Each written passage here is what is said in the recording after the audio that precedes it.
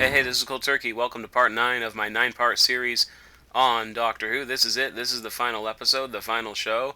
No, Cold Turkey, say it ain't so. It's so. It's true. This is the last hurrah. We've talked about Doctor Who from 1963 to 1989.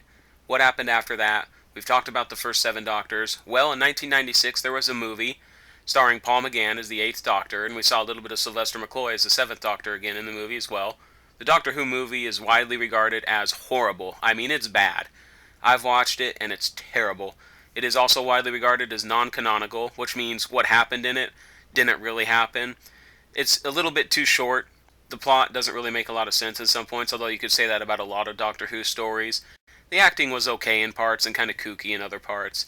And all in all, the movie is widely regarded as a failure. But if you're a hardcore Doctor Who fan or you're interested in the past of Doctor Who, you need to know that the movie did happen. It was in 1996, and it also established the 8th Doctor, Paul McGann.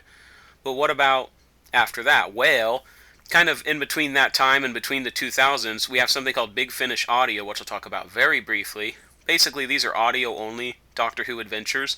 There's over 100 different episodes, or actually, there's over 100 different stories and several hundred episodes out there already. The great thing about the audio only is the 5th, 6th, 7th, and 8th Doctor can reprise their roles in Doctor Who. Well, you say, how is that possible? Well, they're older, they're fat, they got gray hair, so they would never work on screen. But remember that it's audio only adventures, and it actually does work. So check out Big Finish Audio if you want to check out audio only Doctor Who. I've listened to several of the episodes. Some are good, most are okay at best. But now we're getting on to the topic that everybody wants to know about. Cold Turkey, what do you think about New School Doctor Who? Well, since this whole commentary series is on Old School Doctor Who, I'll be brief. Christopher Eccleston is the 9th Doctor, David Tennant is the 10th Doctor, and now Matt Smith is the 11th Doctor, while I'm currently making this commentary in 2011. I think New School Doctor Who is good, but I don't like it as much as I like Old School Doctor Who.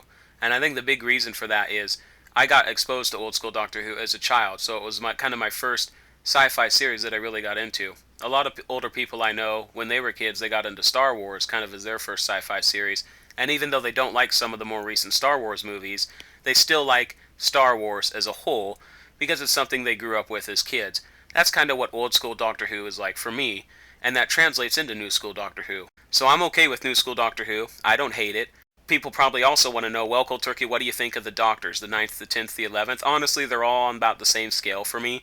I don't particularly like or dislike the 9th Doctor, played by Christopher Eccleston, although he was pretty short, only one season. David Tennant is the 10th Doctor. A lot of people think he's great and he's awesome. I think he's okay. And then Matt Smith is the 11th Doctor. Once again, I think he's alright. Out of the 3, I'd probably like Matt Smith the most, because one of the things I like about Matt Smith is he went back and actually watched some of the old shows from Patrick Troughton, the 2nd Doctor, and he got a lot of ideas from watching these older episodes for the role of Doctor Who. And if you look at Matt Smith's outfit as the 11th Doctor, it does kind of harken back to the 2nd Doctor, Patrick Troughton. So, if I'm going to be honest, I kind of like Matt Smith the best out of the 3 newer Doctors, but by a very, very, very narrow margin.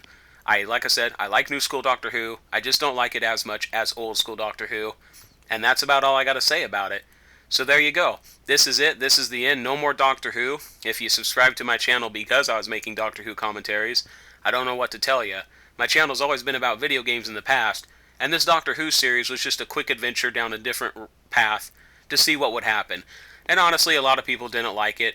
I didn't get nearly as many views on it. Some people even unsubscribed over it, screaming and yelling about it. And that's their problem, not yours. But at the end of the day, there won't be any more Doctor Who, because Cold Turkey 49 is devoted more towards video games as a channel. So there you go.